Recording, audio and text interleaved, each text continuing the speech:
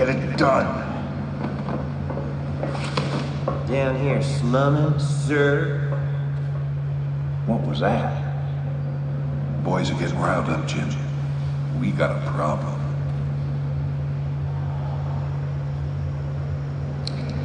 So this is Raynor's chief engineer, Swan. So he's a character that whenever you come down to the armory, you can kind of talk to about technology, about units, and also that was an example of an in-game cutscene that has a subplot that's happening on the Hyperion that you can interact with. So we're going to ask Swan a little more about why that engineer bumped into us. So what's the problem? Crew ain't been paid in 3 months, Jim. They're overworked and understaffed. Some are set to mutiny if things don't get better soon. Look, Swan, I get it. But that artifact we just picked up from Marsara's gonna solve everything. I've heard that before, brother. It's different this time. Yeah, I heard that one too. So one of the goals with this part of the single-player campaign is really giving you a lot more story. And there's going to be main storylines, there's going to be subplots, and it's really up to you as a player to decide how much you want to interact with. You can choose to interact mainly with the main storyline, or you can choose to start interacting much more with a lot of these different subplots. So this room, like the bridge, has multiple things that you can kind of interact with. Like this back here is the simulator, where you'll actually be able to kind of test out different units and play with them. We have kind of fun stuff like we did on the bridge, like this crane up here that you can kind of just play around with to interact with the space. But the central part of this space to interact with is the technology console. Armory console initiated, displaying all purchasable units and upgrades. So as you complete missions, you'll earn money that you can then spend on your technology, which is a pretty big departure from anything that we've done previously in our games.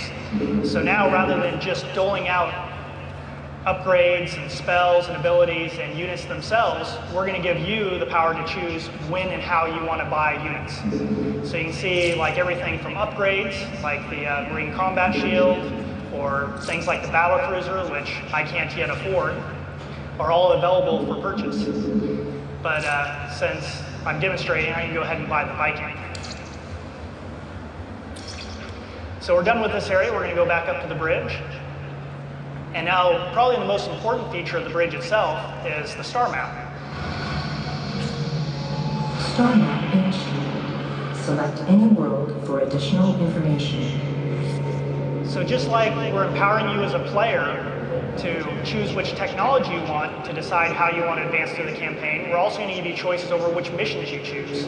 So you'll be able to go to a lot of these different planets and do different missions or just explore them. So you can see the Hyperion right now is around Marsara. So if I click onto Marsara, Kelmorian salvage planet. I'll get a closer view of the planet itself.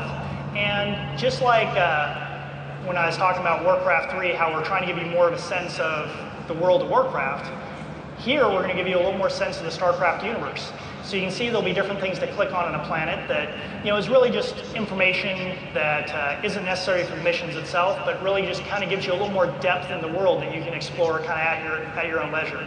Marsara is a planet in the Koprulu sector, formerly one of the 13 core worlds of the Terran Confederacy. It was subsequently infested by the Zerg. This was the first planet on which the Confederates fought the advancing swarm. To keep the infestation from spreading, a Protoss fleet under the command of Executor Tassadon incinerated Marsara from orbit, as it had with its sister planet, Chowsar. This planet was the birthplace of Jim Raynor, the Confederate Marshal of Marsara during the planet's infestation. So you'll be able to, like each planet will have information that you can click on and learn more about the planet itself and more about the lore in the universe. So, and then there's other planets, like here's Redstone, which isn't a planet we're going to go to, but you can just kind of see some of the different planets that you'll be able to explore. But the planet we're going to go to, Jotun, Fringe World Colony. So you can see that I already kind of looked ahead and knew that my recommended technology were Vikings. So we purchased the Vikings for this mission, so I'm actually going to launch the mission.